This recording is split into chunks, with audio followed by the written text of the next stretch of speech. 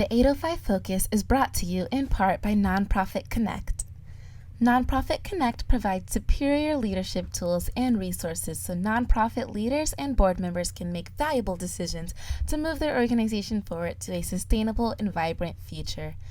More information on services online at nonprofitconnect.org.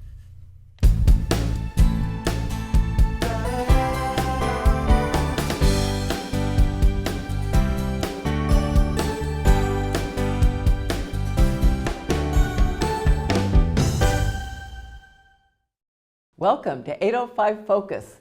I'm Dr. Cynder Sinclair with Nonprofit Kinect, and we will be bringing you the latest on your favorite nonprofits. So get ready to be inspired.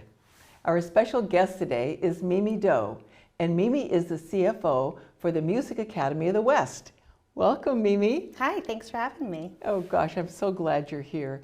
You folks do such good work over there, and I know you're going to tell us all about it. So please give us, maybe you'll start with an overview of the Music Academy. Sure. Well, the Music Academy of the West is the premier, I would say, training summer festival for classically trained musicians. So these are, very high-level conservatory students and recent alumni of places you've probably heard of, like the Juilliard School or the Colburn School in Los Angeles. All the top schools for music.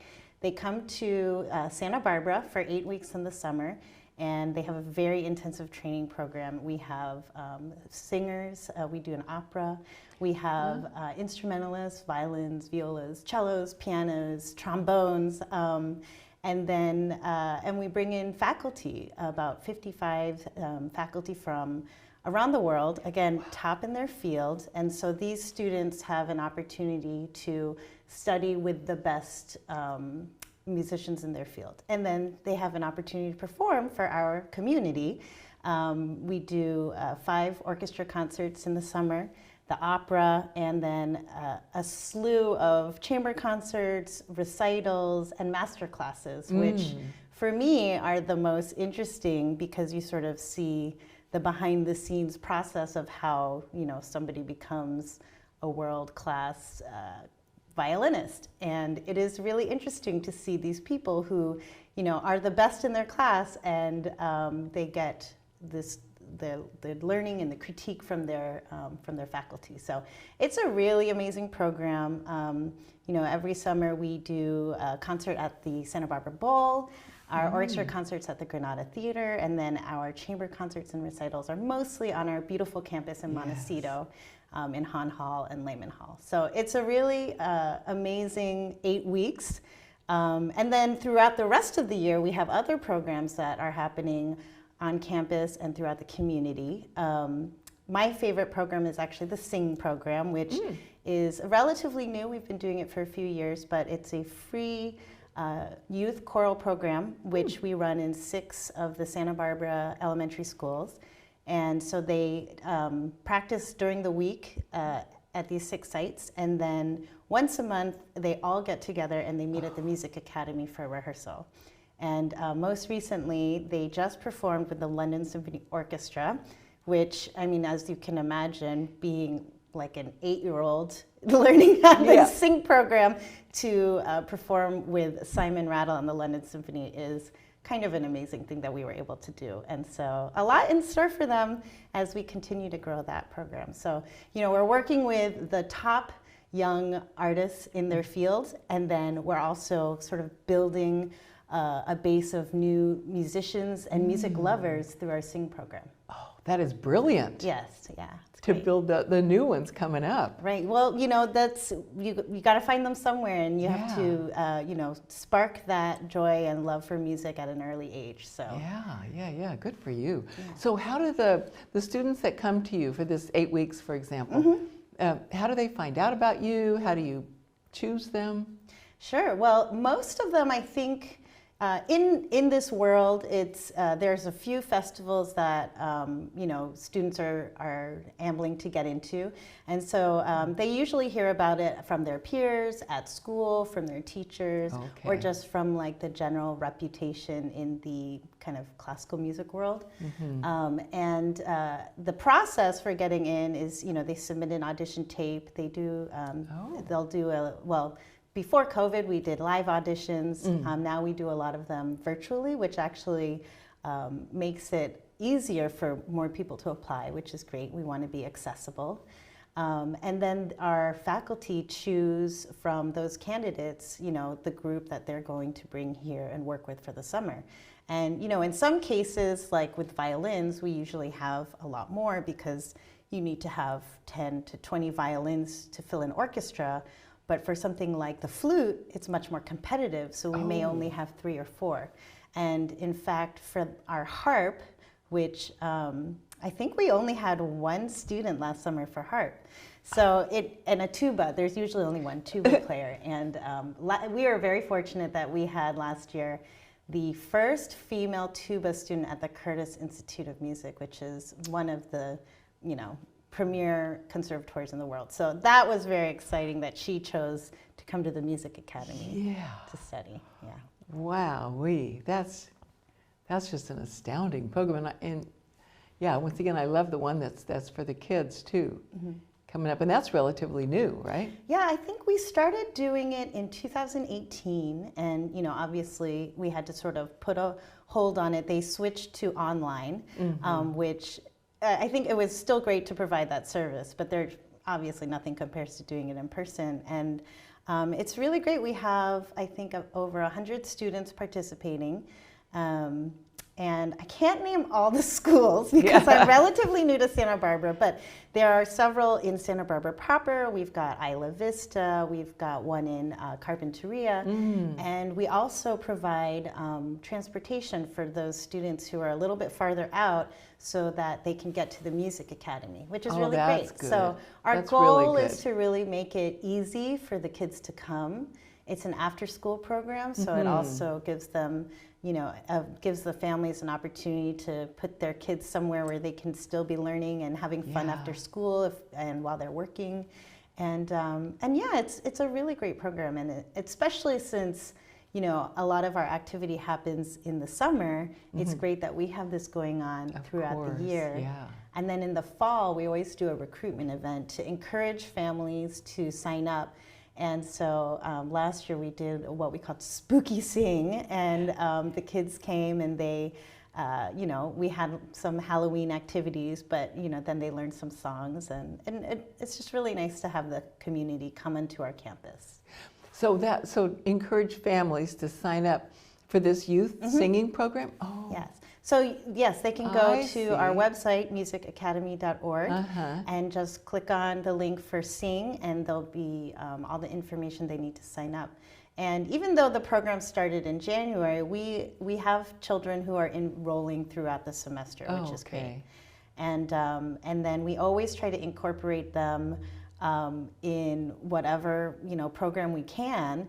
And after our very successful smash hit with the London Symphony, we've been approached by other organizations in town to collaborate with using the Sing Kids in their productions. So it's, again, just really great opportunity to have these kids, performing with the symphony or the opera, if that's, so who knows, sky's the limit for them. They have so much potential. Gosh, and so you collaborate really with a lot of different organizations, nonprofits. Yeah, well, I like to think that the Music Academy is small but mighty, and so we're always trying to find great partners to collaborate with, and also especially it's important for us to be a resource for the community. So people may not necessarily know where we are because we're kind of tucked away in Montecito, but our campus is open. It's lovely. It's beautiful. It is beautiful. Even just for walking your dog, I encourage.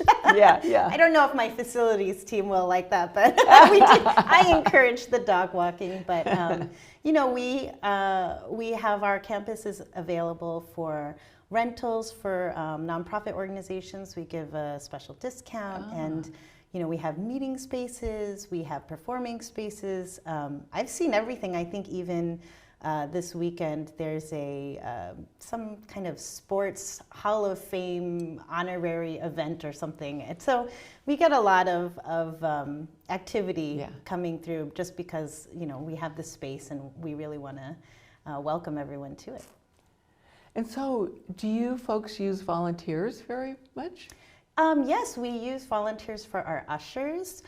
We are trying to bring in more volunteers to help with our Sing program, actually. So if you can imagine, we usually have what we call our site coordinators who help out in the classroom because, when you've got 20 children, you need as many adults as possible to help manage the crowd control.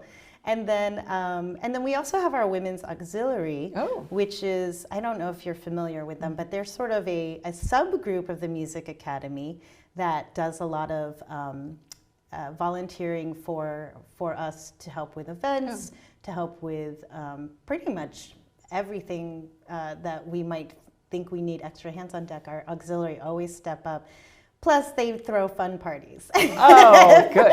That's important. It is important. It's a great social activity, but it's also, and they're all sort of getting together, getting to know one another, having fun, and also supporting the Music Academy, which is great.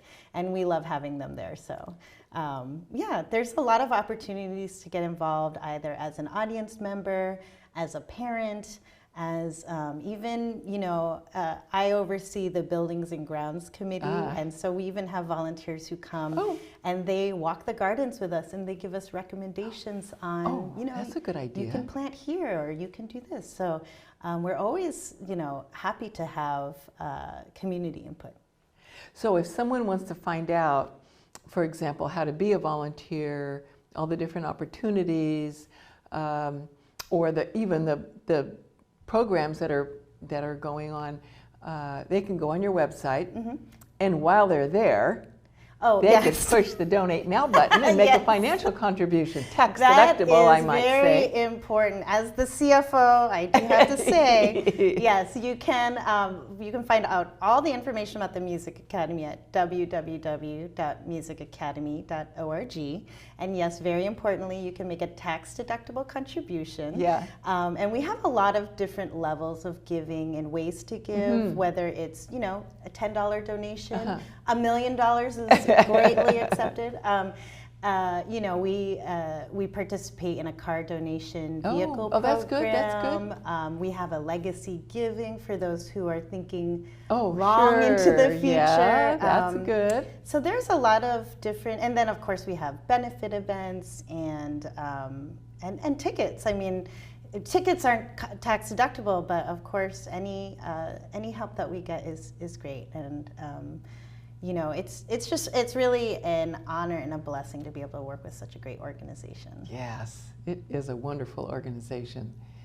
And so the students that come there and the faculty, do they come from all over the country? All over the country and some internationally. Oh, really? Yeah, with the students we have, I want to say maybe 15% of them come from overseas.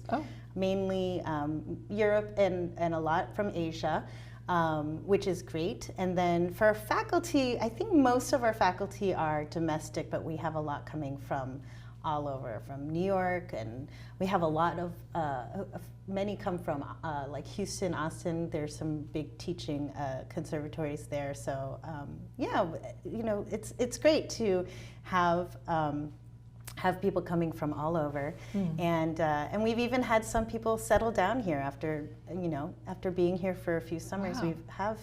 I know at least one faculty member. She moved here last year after having taught here for many years. So we're happy to have her in the community. That is great. So do you provide housing for these folks? We do. And actually that's another way that people get involved. If they, as you know, Santa Barbara rental market is on fire these days. So yes, we house all of our faculty, and we also bring in staff for the summer. So we want to have the best artistic production team. So a lot of them come from the East Coast or from LA, and so we house everybody here. And then the students all are staying at Westmont College.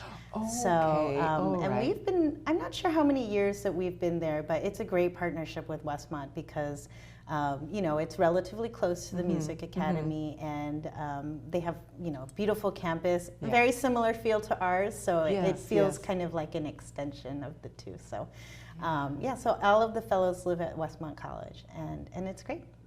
So, okay, so see if I understand. You go out, for the faculty, you go out into the community looking for rentals? Yes, we have a lot of like long-term rentals where, you know, we've had faculty who stayed in the same all place for right. many years.